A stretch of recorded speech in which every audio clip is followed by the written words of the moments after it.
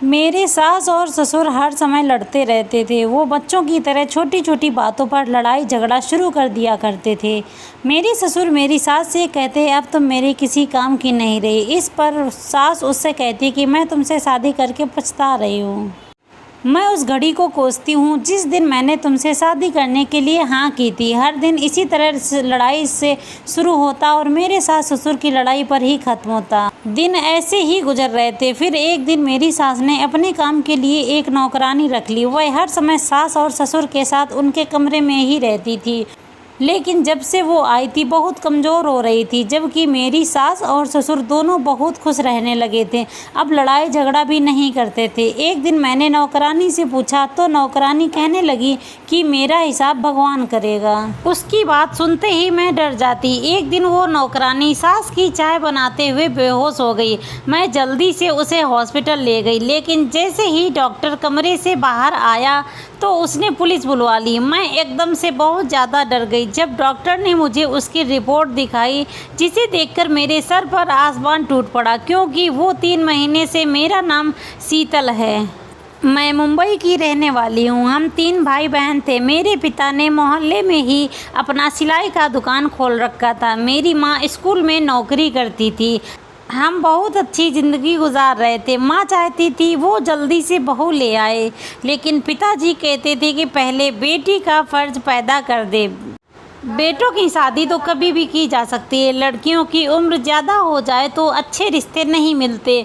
मैं 2 भाइयों से छोटी थी, अभी पढ़ाई कर रही थी और आगे भी पढ़ना चाहती थी, पर दादी से लेकर सब घर वालों को मेरी शादी की फ़िक्र सताने लगी थी। ऐसा नहीं था मैं घर वालों पर बोझ थी, लेकिन सब लोग मुझसे बहुत ज़्यादा प्यार करते थे। मुझे अपनी किस्मत पर पूरा यकीन था, लेकिन मैं अभी शादी नहीं करना चाहती थी। हम मिडिल क्लास लोग थे, लेकिन बहुत हंसी खुशी रहते थे। जैसे ही पेपर पूरे हुए दादी ने मेरे हाथ में झाड़ू पकड़ा दी और बोली, चलो आज से शुरू हो जाओ, काम काज सीखो, ससुराल जाकर यही सब तो काम आएगा। माँ तो स्कूल में होती थी और दादी मुझसे घर के काम करवाती रहती थी। ज़्यादातर खाना बनाना मुझे उन्होंने ही सिखाया है। मेरा और दादी का किस्सा भी चोर सिपाही वाला बन गया था। रात को दादी मेरे काम चोरी के किस्से सुनाती और सब लोग मुझ पर हंसते। ये देखकर मुझे बहुत शर्मिंदगी होती। अब मेरे काफ़ी सारे रिश्ते आने लगे थे और पिताजी उन रिश्तों की छानबीन करने लगे थे। जब माँ ने कहा कि उनकी एक दोस्त है जो अपने बेटे के लिए हमारी बेटी शीतल को देखने आना चाहती हैं, तो पिताजी ने कहा कि ठीक है। जब वो लोग मुझे देखने हमारे घर आए तो दादी को वो लड़का बहुत पसंद आया और मेरी कुछ ही दिनों के अंदर शादी कर दी। माता पिता से अलग होना आसान नहीं होता है। एक औरत की ज़िंदगी में बहुत सारे इम्तिहान आते हैं। दादी ने बहुत समझाया था कि एक समझदार औरत ही घर को जन्नत बनाती है। औरत में बर्दाश्त और सलीका होना, तभी वो घर चला सकती है, और सबसे ज़रूरी बात, उसे दिल जीतना आना चाहिए। मेरे पति बहुत सुलझे हुए और समझदार आदमी थे। उन्हें शायरी और म्यूज़िक का बहुत शौक़ था। काफ़ी बार मैंने उनसे उनकी पसंद का पूछा तो कहने लगे, मेरी पत्नी मुझे समझने वाली और मेरे जैसे शौक़ रखने वाली हो। मैं तो बिल्कुल भी ऐसी नहीं थी। मुझे तो शायरी और म्यूज़िक बिल्कुल पसंद नहीं था। अभी मेरी नई नई शादी हुई थी। मुझे एडजस्ट होने में टाइम लग रहा था। मेरे ससुराल वाले भी अच्छे थे। मेरी सास भी अपने काम से काम रखती और कभी मुझे किसी काम के लिए रोक टोक नहीं करती थी। बस उनका मेरे ससुर से झगड़ा होता रहता था। वो छोटी छोटी बात पर लड़ते रहते थे, लेकिन मुझे कुछ नहीं कहते। मेरा जब दिल करता सोती थी और जब दिल करता उठ जाती थी। नई नई शादी थी, सब मेरे नखरे उठा रहे थे। घर में बोर होती तो सासू माँ के पास जाकर बैठ जाती। वो मुझसे खूब बातें करती, लेकिन मैं देख रही थी मेरे पति मुझसे खुश नहीं रहते थे। वो हर समय कोई ना कोई किताब पढ़ते रहते थे या म्यूजिक सुनते रहते। जब मैं बात करने की कोशिश करती तो हाँ हूँ में जवाब ही देते। मैं बहुत बोलती थी। मेरे घर वाले भी मेरे इस आदत से बहुत परेशान थे। मेरी शादी को 3 महीने हो चुके थे। फिर एक दिन मैंने अपने पति से पूछा, जब भी मैं आपसे बात करती हूँ आप मुझे हाँ हूँ में ही जवाब क्यों देते हैं? क्या आपको मुझसे बात करना अच्छा नहीं लगता? मैं भी चाहती हूँ क्या आप मुझसे घंटों बातें करें, मुझे घुमा कर लाएं। बल्कि ऐसा करें, आप मेरे साथ कल मार्केट चलें, मुझे शॉपिंग भी करनी है। आपको तो कुछ ख्याल ही नहीं है कि पत्नी को कहीं घुमाने ले जाऊं या कहीं खाना खिलाने ले जाऊं। मैं बोले जा रही थी, तभी मेरे पति ने कहा कि चुप हो जाओ। वो गुस्से में तेज़ आवाज़ में बोल रहे थे। मैं उनकी शक्ल देखकर हैरान रह गई। मुझे अचानक से झटका लगा। मैंने खुद को नॉर्मल किया। मैंने अपने पति से कहा, अच्छा बाबा सॉरी नहीं बोलती। उन्होंने कहा कि नहीं बोलो तुम और बोलती रहो। मेरे ऊपर ही एहसान करने की ज़रूरत नहीं है। तुमने मेरी ज़िंदगी बर्बाद कर रखी है। तुम्हारे साथ क्या बात करूं? मुझे तुम्हारी तरह बकवास करने में कोई शौक़ नहीं है, ना मुझे फिल्मों और ड्रामा की स्टोरी आती हैं।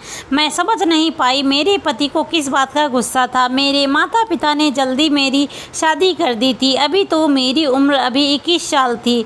उस दिन मेरा दिल बहुत बुरी तरह से टूट गया और मेरे दिल के कई टुकड़े हो गए। मैं सोचने लगी, मेरे पति मेरे साथ ऐसा क्यों कर रहे हैं? मेरे पति को तो आइडिया लड़की चाहिए थी। मैं भूल गई थी कि मैं उनकी आइडिया लड़की नहीं हूँ। मेरे पति अपने दिल की भड़ास निकाल कर जा चुके थे, लेकिन मैं उनसे पूछना चाहती थी, जब मैं उन्हें पसंद नहीं थी तो उन्होंने मुझसे शादी क्यों की? मुझे बहुत रोना आ रहा था। मैं अपनी सासू माँ से पूछकर अपने मायके आ गई।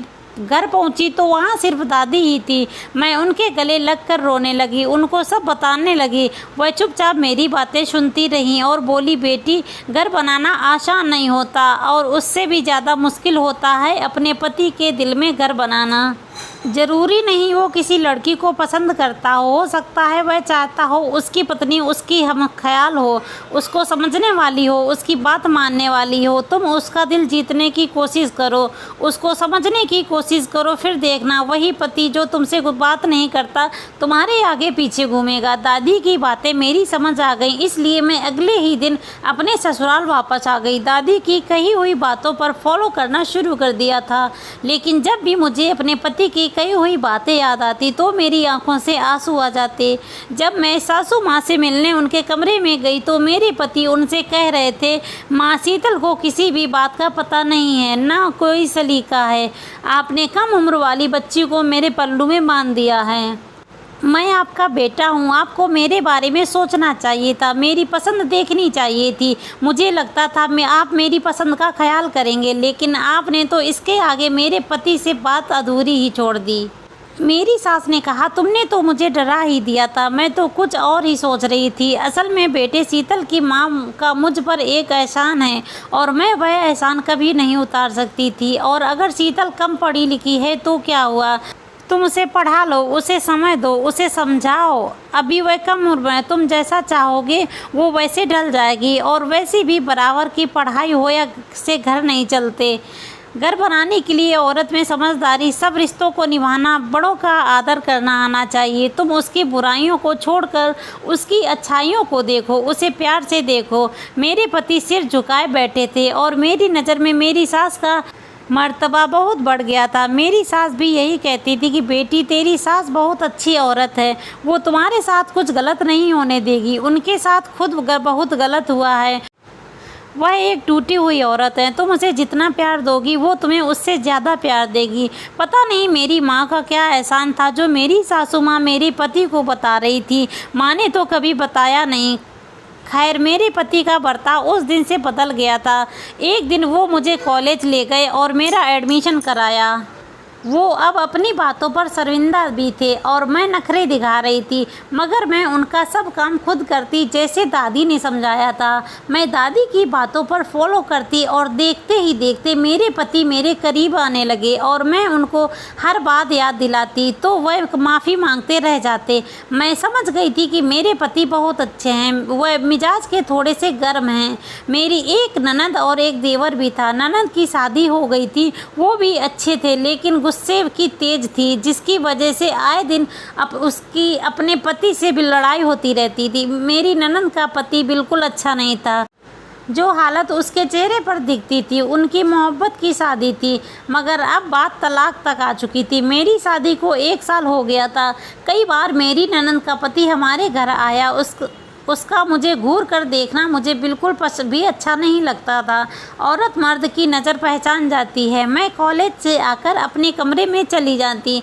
मैं खूब मेहनत कर रही थी। मेरा पति मुझे खुद पढ़ा रहा था। मुझे अपनी ज़िंदगी एक सपने जैसी लग रही थी। उन्हीं दिनों मेरे पति के दोस्त की शादी थी। वो अकेले ही शादी में गए थे। अचानक मुझे एक अनजान नंबर से कॉल आई। उन्होंने कहा, शीतल, मैं तुम्हें बहुत पसंद करता हूँ। मैं जानता हूँ तुम अपने पति से परेशान हो। अगर तुम चाहो तो हम यहाँ से भाग जाते हैं। मैं तुम्हारे जवाब का इंतज़ार करूँगा। ये कहकर उसने फ़ोन काट दिया। यह सुनकर मेरी हालत ख़राब हो गई। मैं तो मेरे पति से के साथ बहुत खुश थी। मायके भी कम जाया करती थी। अब तो मेरे मोबाइल पर रोज़ ऐसे ही कॉल आने लग गए थे। मैं घबरा गई थी और मुझे अपने पति को बताते हुए भी डर लग रहा था। मैंने तो अपना नंबर कॉलेज में भी किसी को नहीं दिया था। मैं परेशान रहने लगी थी। मेरे पति भी मेरी हालत नोट कर रहे थे और मुझसे पूछते थे कि क्या हुआ। मैं बहुत परेशान रहने लगी थी। कई दिनों तक अपना नंबर बंद रखती थी। अभी मोबाइल ऑन ही किया था कि कॉल आ गई। मैंने हेलो कहा। उधर से एक लड़के की आवाज़ आई। कहने लगा, मैं तुमसे प्यार करता हूँ, तुम्हें किसी और के साथ नहीं देख सकता। सर्दियों का मौसम था। सर्द मौसम में भी मुझे पसीना आ रहा था। मैंने उससे कहा कि मैं शादीशुदा हूँ और बहुत खुश हूँ। भगवान के लिए मेरा पीछा छोड़ दो। यह कहकर मैंने फ़ोन काट दिया। मैं नहीं जानती थी कि मेरे पति ने मेरी सारी बातें सुन ली। उस दिन से उनके बर्ताव में बदलाव आ गया। मेरे एग्ज़ाम होने वाले थे। मेरे पति ने कहा, कोई ज़रूरी नहीं है कॉलेज जाकर दिल बहलाने की, घर में बैठो और घर संभालो। लेकिन मैं बहस करने लगी। मैंने उनसे कहा कि मैंने बहुत मेहनत की है। आप तो खुद ही मुझे पढ़ाना चाहते थे। आप चाहते थे कि मैं आगे बढ़ूं, लेकिन वह पहले की तरह मुझ पर गुस्सा करने लगे और मैं जान गई कि मोहब्बत मेरे नसीब में नहीं है। ननद भी हमारे घर आई हुई थी। वो मुझसे नाराज़ ही रहती थी और कहती, सारे फसाद की जड़ तुम ही हो।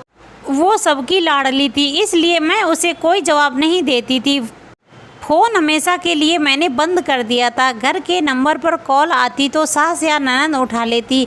आगे से कोई बोलता नहीं था। मेरे पति भी अब मेरी हर हरकत पर नज़र रखने लगे थे।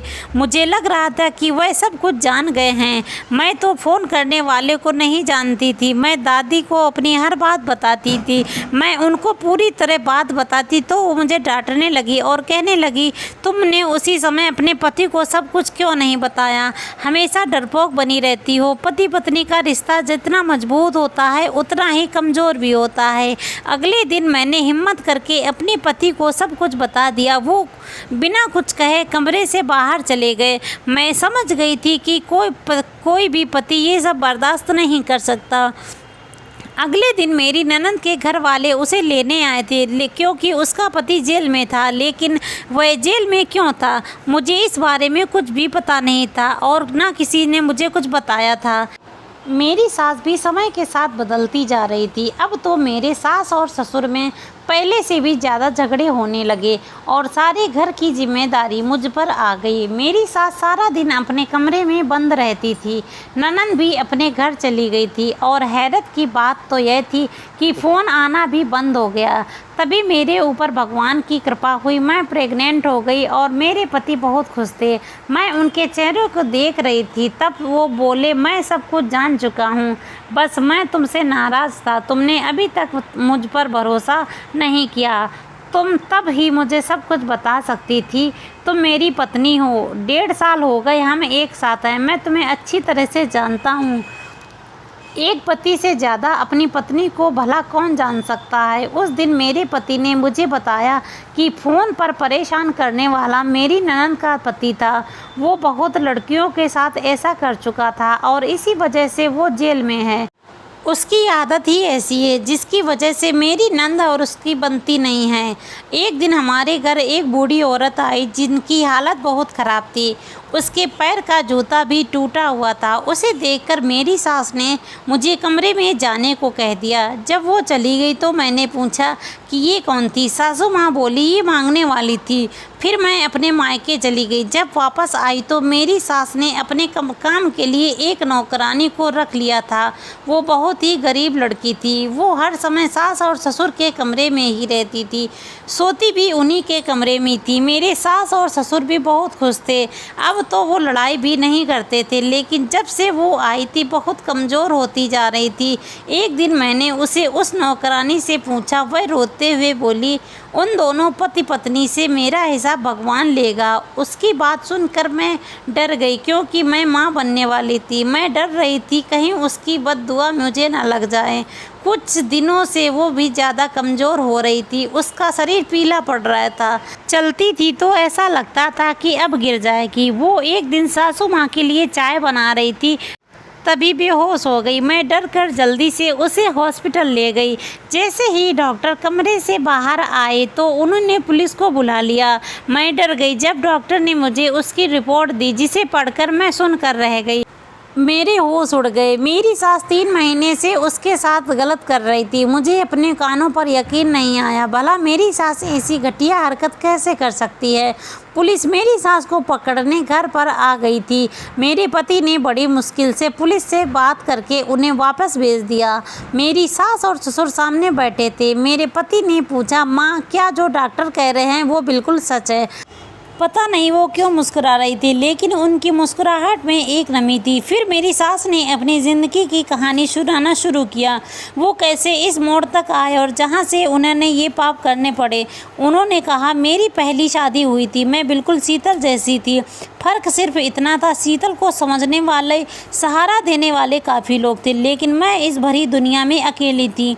बस एक सहेली थी जो शीतल की माँ है, वह मेरा ख्याल रखती थी। जब मेरी शादी हुई तो मेरी सास ननदों ने मेरा जीना हराम कर दिया था और मेरे पति के सामने वो अच्छे बनने का नाटक करती थी। समय के साथ साथ मेरा पति भी अपने माँ और बहन की सुनने लगा। जब मैं अपने पति के लिए तैयार होती तो मेरी ननद जानकर मेरे कपड़ों पर कभी सलान गिरा देती, तो कभी पानी गिरा देती, तो कभी और मेरे कपड़े जलाने की कोशिश करती।